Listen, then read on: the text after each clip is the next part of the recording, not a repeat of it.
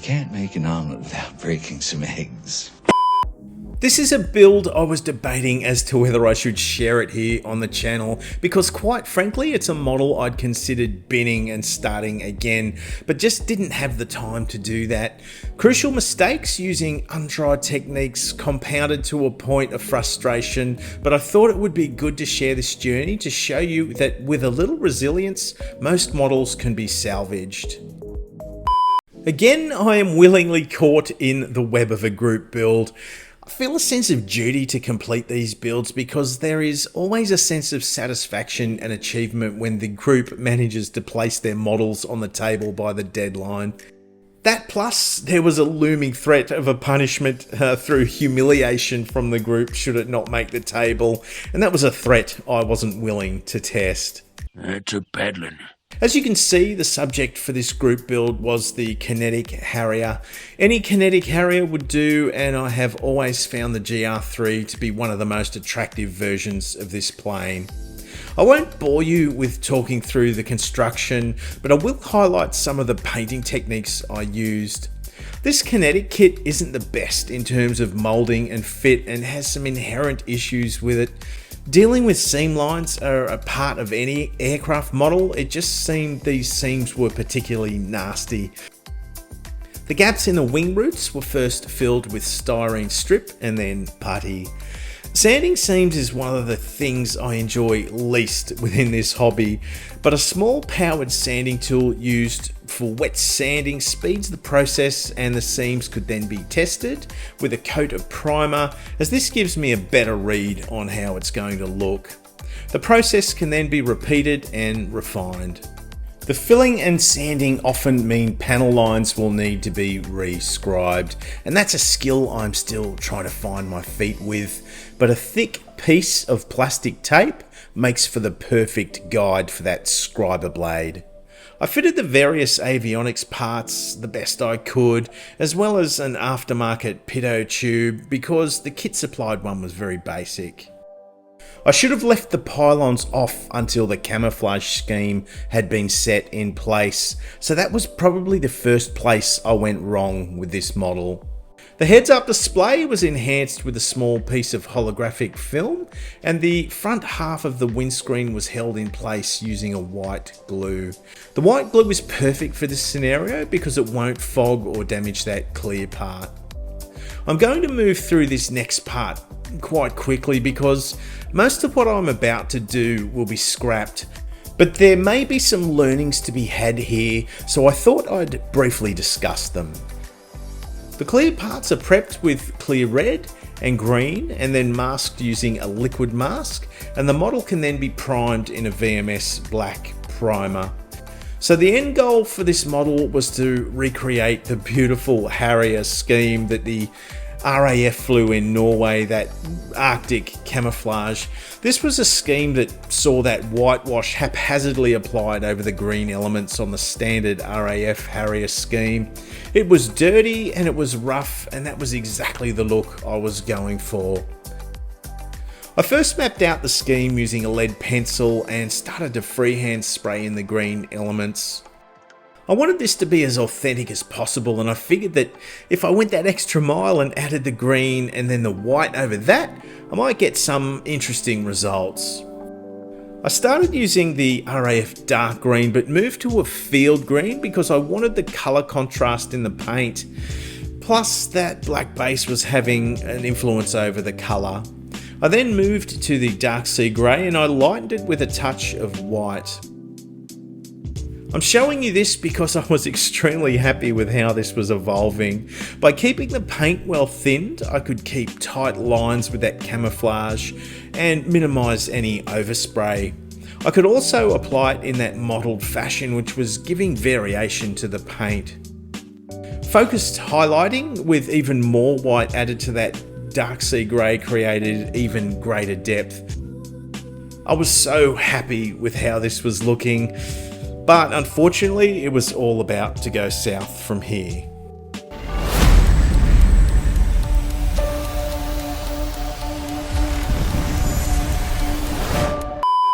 Enter the washable white. Now, I'm not ragging on this product by any stretch. I just should have done better testing before rushing headlong into trying to brush paint it. My thought process was minor brush strokes and imperfections would make for an interesting texture on the finish and bring it closer to the look of the real one. In reality, it looked like a kid from kindergarten, 5 minutes out from nap time, had painted it with the tip of his tongue. And trying to smooth it out with a scrubbing brush and water proved to be a waste of time, and then trying to soften it out with the airbrush was pretty much a futile exercise. It dead set looked terrible. So I had a change of heart and decided to cover the whole mess in white primer, mask it with putty and spray the pattern in. But on reflection, I hated how it looked, and the multiple layers of paint and primer were starting to steal the detail from the surface, and this is really where I probably should have just started again. But I made the call to rip off as many parts as I could and strip the paint using oven cleaner. Although I didn't film that, I was able to protect the paintwork in the cockpit and get the outside elements back to bare plastic. Right. Complete change of tact now for this model. We deserve a fresh start. Rather than prime this time, I thought I'd try a pre-shading technique to extract some life from the white coat that would soon follow. I'd made the decision to pick myself up a pre-cut mask set from DN Model, so the white would need to be painted, then the model masked, and then the grey could go down. Now, I primarily paint with lacquer paints, so a primer coat isn't really that necessary for the paint to adhere to the plastic, but it is very good at highlighting imperfections in the surface as well as unifying the finish. Time was against me, as was my will to invest any more time into this model, so I set about creating a pre-shade using a mix of rubber black and smoke and focusing on panel lines and details, and then to further add to the modeled variation in the surface, an airbrush stencil is employed. Spraying the paint through the stencil creates all types of soft shapes and variation in the finish. Now, I would usually create this variation by spraying over a black base and building the colour up, but spraying white over black requires multiple passes, which would make doing it that way a little bit problematic. It is then just about applying the white coat over the top and watching the white build up in opacity. By keeping the paint thin and applying it in a misted fashion, I'm able to let that pre-shade influence the finish, which is exactly what I was hoping for. If the paint coverage was too heavy, chances are all of that beautiful subtle shading would be lost. The white layer was looking pretty juicy. Shout out to my latest Patreon, Greg. I told you I'd sneak this in somewhere so that mask set could then be applied. Now, this is a pre-cut mask set, as I mentioned, from DN Model, and the fit was really very good. It's simply just a matter of following the contours and shapes of the plane and setting these masks in place. Now, because I'm painting with lacquer-based paints, I'm completely confident that that paintwork won't be affected by the masks. I began to build on that pre-shading concept and set about applying that over the exposed areas now. And I am a lot more heavy-handed with this application because the dark sea grey is a darker colour, obviously, than the white. So the shading would need to be heavy enough to push through that tone. That spraying stencil was again a lot of fun to use to create variation, and it's something I'll be looking to integrate in some other builds in the future. The dark sea grey can then be lightly applied, and just like I did with the white, keeping this paint well thinned and assessing your work will ensure all of that shading wasn't just a waste of time. You'll probably notice I've also added to those pre-cut masks with some blue tack and tape in parts just to ensure any gaps or inconsistencies are addressed.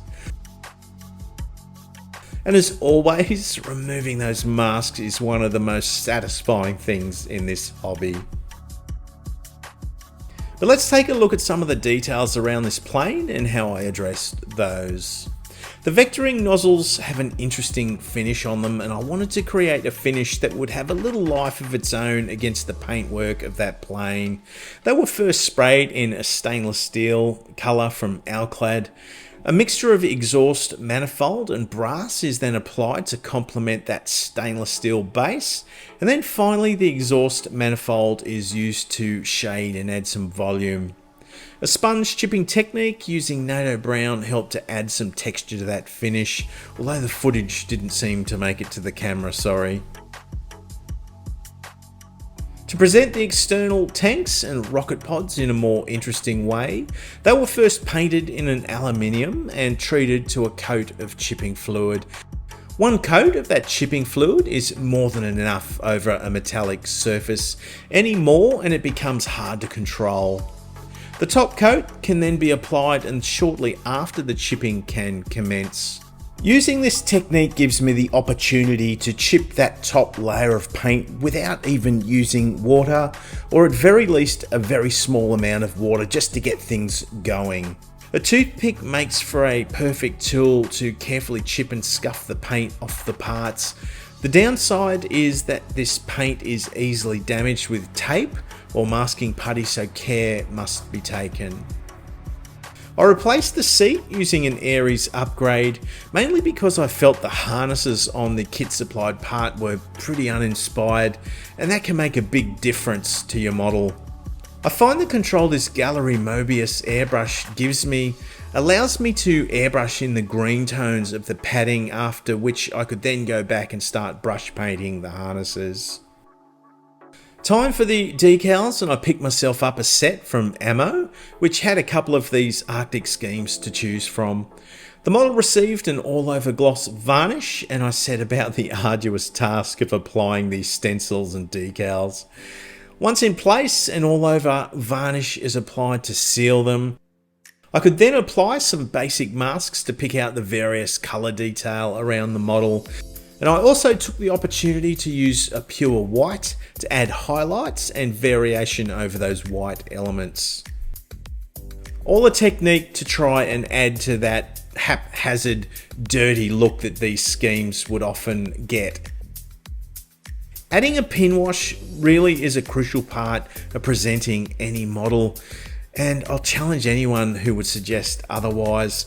And if you aren't doing it or don't understand it, I would encourage you to get a feel for it, because it is the quickest and easiest way to add life and volume to your model.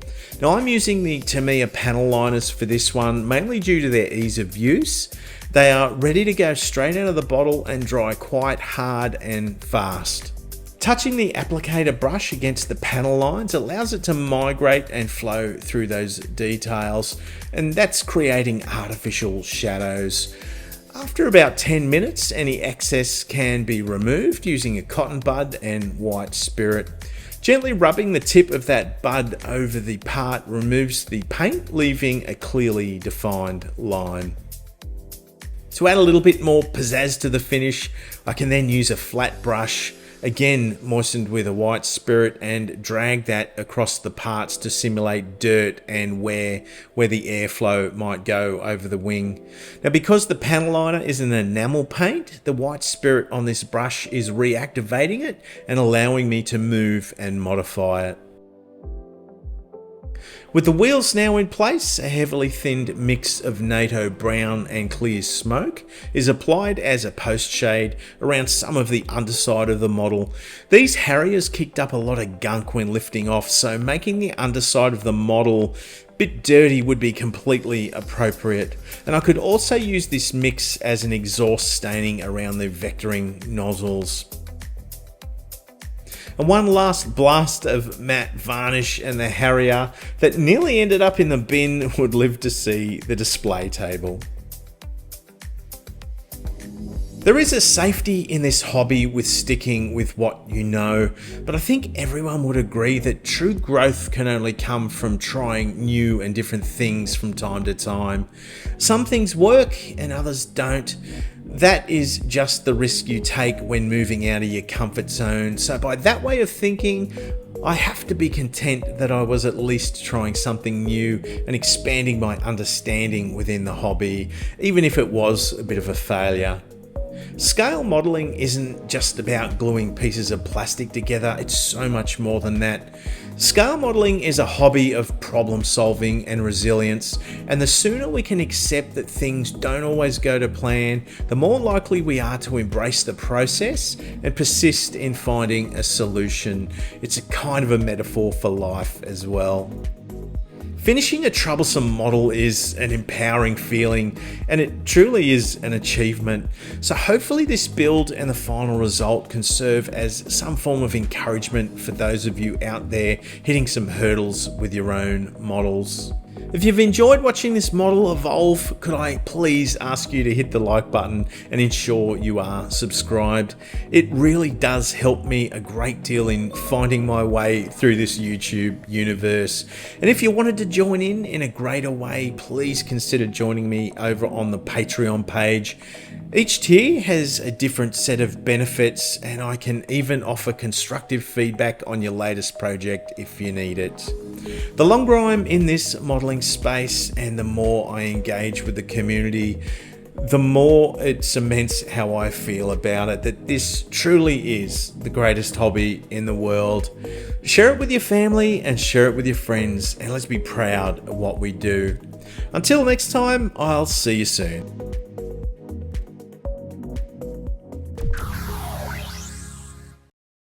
And although it looks complicated, it is so well designed, even a child could fly. Can I fly it? Of course you cannot.